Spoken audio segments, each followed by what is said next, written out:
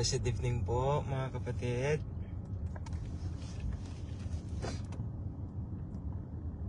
Sa maharlikang bansa.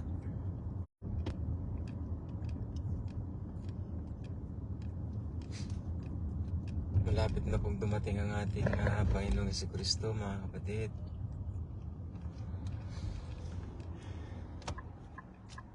Kung naalala po ninyo, halos lahat po ng mga movies about zombies, about disaster ng buong mundo, about last days po. Kung napapansin po ninyo mga mahal ko pong mga kapatid,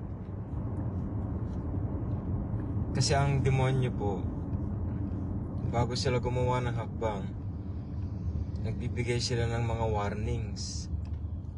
Nag-warning po sila.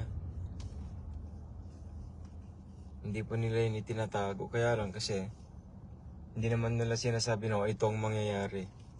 Kumbaga magbibigay po sila ng mga movies, ganyan. Parang yun yung lingwahe na ginagamit po nila para masabihan yung mga tao. Halimbawa, pandemic. Ang pandemic na naipakita na po yan noon. Excuse me. Kung naalala po ninyo, mula nung nagkaroon po ng pandemic. Alam niyo po yung nagkaroon po ng pandemic? Yung nga po nagpatayo po sila ng mga scanner, yung mga scanner sa mga iba't ibang lugar ng bansa. Yung for identification. Tapos yung iba nagtayo sila ng mga bunker sa ilalim ng lupa. Preparation din nila yun mga kapatid. Siyempre yung mga tao nasa bahay lang, so ang ginagawa nitong mga mayayaman, nagtitig naman sila ng mga bahay nila sa ilalim ng lupa.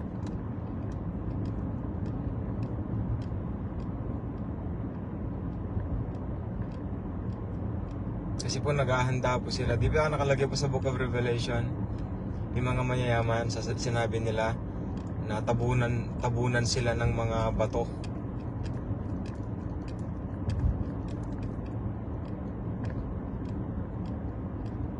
Doon po nagsimula po yun sa pandemic. Kasi ang plano talaga nila 3 to 4 years to 5 years. Pero yung nasabi ko po noon, at least 3 years. 3 to 4 years. Yan. 3 to 4 years.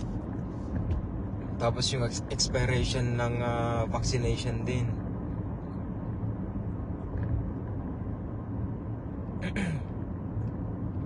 Kaya marami pong nangyari mula po nung nagkaroon ng pandemic. Global pandemic. At alam naman po natin na yung global pandemic na yan ay kontrolado. Man-made, kumbaga. Man-made po siya.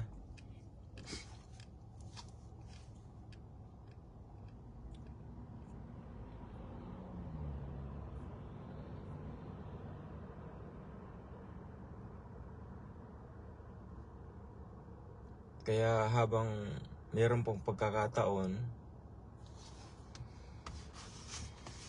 ipanalangin po natin ang atin pong mga kaluluwa.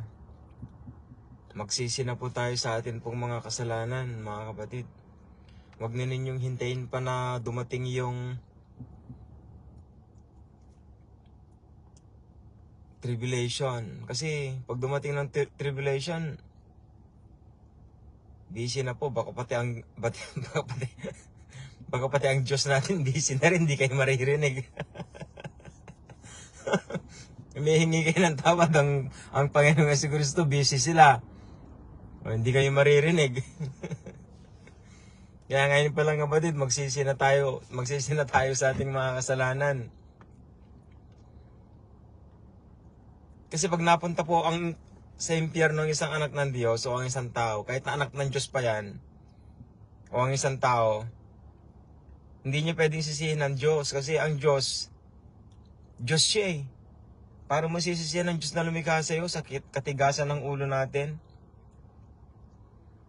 Sa katigasan ng ulo natin, gumagawa tayo ng mga bagay na ayaw niya. Hindi mo rin naman masisisi si Adan at Eva. Kumain sila ng pinagbabawal kasi nga nilagay talaga ng Diyos yun.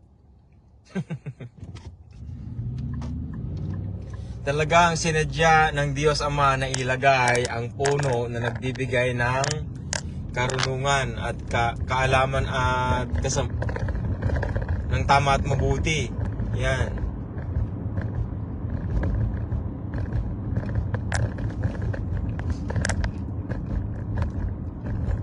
Talagang sinadya ng God the Father yon. At alam kong dahilan, kapatid, kung bakit niya sinadya talaga yun. Kasi sa Book of Revelation, wala na eh. Wala na po yung puno na nagdudulot ng tama at mabuti.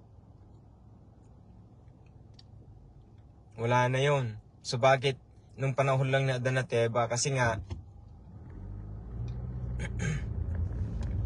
ang problema kasi noon, itong si Satanas. Si Satanas talagang pinakadahilan ng lahat. Kung wala sana si Satanas, wala sanang puno na nagdudulot ng tama at mabuti na ilalagay ng Diyos sa Garden of Eden. Wala sana. Alam niyo po ang dahilan kung bakit sinadya ng Diyos Ama na ilagay yung puno na yon? Maniwala man po kayo o hindi, kung anong ginawa niya sa mga anghel, ganun din ang gagawin niya sa atin. Maniwala kayo o hindi, itong mga anghel, tinesting din sila ng Diyos. Tinesting din sila bago sila hinukuman. Yan po ang katotohanan. Sila ang unang nilikha, so sila ang unang binigyan ng free will na tinatawag katulad sa atin. At yun yung kung ano man ang ginawa ng Diyos, kasi ang Tree of Knowledge of Good and Evil, spiritual din yun eh. Ang pinakamalapit lang talaga doon, si Satanas, kinain niya marahil yung puno na yan, yung bunga na yan. Kaya nagkaroon siya ng pangunawa kung paano gumawa ng mabuti at masama. Kaya nagkaroon ng rebellion sa Pilipinas. Kaya nagkaroon ng rebellion. Lord, I rebuke that. I rebuke rebellion in the Philippines. Kaya nagkaroon po ng rebellion sa langit. Kaya 1/3 of the angels na sumama sa kanya. At ang God the Father, ayaw na niyang maulit yun. Kaya dito pa lang sa lupa, nung nilikha niya si Adan at Eva ng mga anak niya, itinanim na niya rin ang puno na yun. Bago pa nilikha si Adan at Eva, nakatanim na yun, kapatid. Nakatanim na yung puno na yun. Kaya hindi mo masisisi ang Diyos kung bakit niya itinanim yun. Kasi nga, nagrebelde si Satanas at 1/3 of the angels. Kaya ang dami ng mga yun. Million-million ng mga angels ang mga yun, kapatid.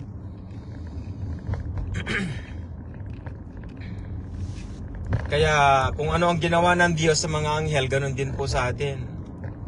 Itananim niya ang tama at mabuti, ang tama at masama na puno, at kinain naman itong mga magulang natin. Ang nakalagay sa extra biblical book, para makita ng Diyos ang mga anak niya na mananatili ayon sa kanyang naisin.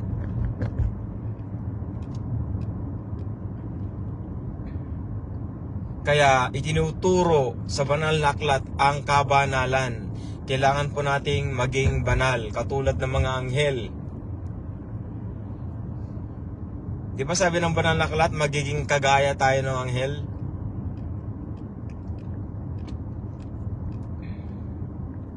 Magiging katulad po tayo na mga banal. Sinubok din po sila, kapatid. Parang yung mga naghuhugis ng mga palayok, ganyan, yung mga pater na tinatawag, mga naghuhulma. Di ba kapag ka-reject ang ginawa nila, tinatapon nila? 'Di ba? So, kapag ka-reject din ng tao dahil sa makasalanan siya, itatapon din 'yan.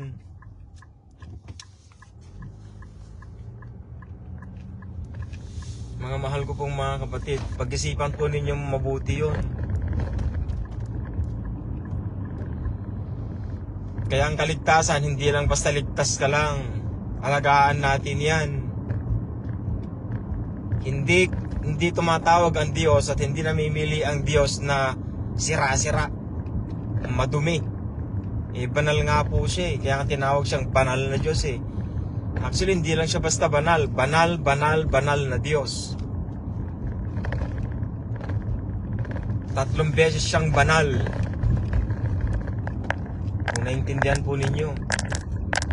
Ang hinahanap nga lang sa atin ng Diyos eh, banal eh. Isa lang eh. Isa lang. Pero ang Diyos natin, banal, banal, banal. O gusto mo, awitan ko pa kayo. Holy, holy, holy. Nakalagay niya sa Book of Revelation.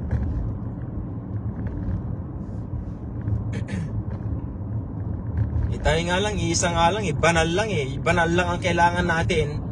Tatanggapin na tayo sa langit. Banal lang. Kasi ang Diyos natin, banal, banal, banal. Kahit na isang kasalanan mo lang na naiiwan sa buhay mo, pupunta ka pa rin ng impyerno. Pag hindi ka nalinisan, kahit na konting dumi pa yan, itatapon ka pa rin sa impyerno. Kaya dapat talaga malinis po tayo.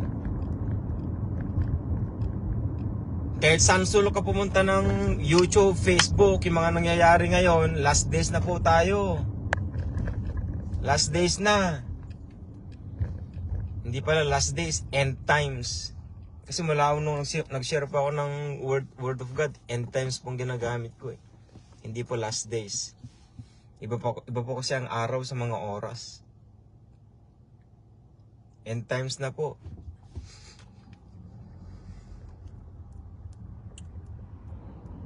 Kaya ang i-develop po ninyo o i-develop po natin yung relasyon natin sa Panginoong Jesucristo, magpalinis po tayo.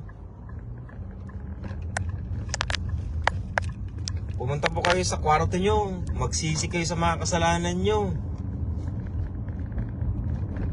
Ang luwang ng kwarto nyo, kaya na tumatai pa kayo dyan.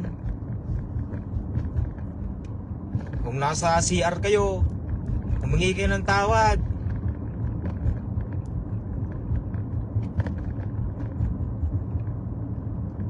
Kahit ngayon din, pagsisihan na po ninyo yung mga kasalanan po ninyo. Kasi pagka namatay ka na, wala na, hindi ka na pwedeng mabuhay muli.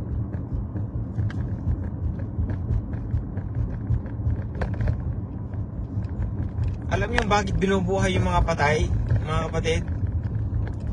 Kasi may layunin ang Diyos sa kanila. Kung namatay ka, hindi ka na binuhay, wala nang layunin ang Diyos sa'yo. Ibig sabihin, wala na.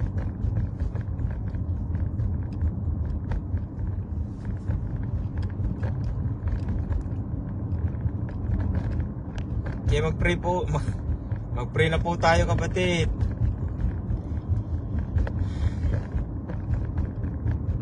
Magsisi po kayo sa mga kasalanan po ninyo. Magsisi po kayo. Paano po bang pagsisisi? Una, ihingi mo ng tawad lahat ng mga kasalanan mo. Panginoon Jesucristo, patawarin po ninyo ako sa mga nagawa ko pong mga kasalanan. Isa-isahin ninyo lahat ng mga maalala ninyong kasalanan. Isa-isahin ninyo. Tapos magsisi kayo. Ang pagsisisi, ibig sabihin, huwag na ninyong gagawin ulit. Yun ang ibig sabihin nun. Yun ang tinatawag na lang Kingdom of God. Magsisi ka. Kasi ang buhay mo hindi mo na pag-aari. Pag-aari na ng banal na spirito. Kaya magsisi ka. Hindi ka hihingi ng tawad. Hihingi ka ng tawad para mapatawad yung mga kasalanan mo. Pero pag sinabi mo magsisi ka, ang Diyos nang mangunguna sa buhay mo. Yun ang ibig sabihin nun.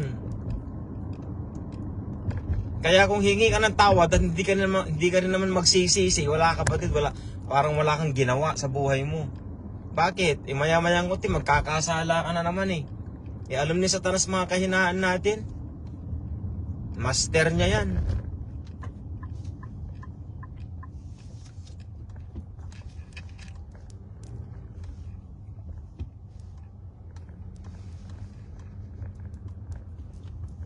Kaya manalangin po tayo mga kapatid. Humingi po tayo ng tawad.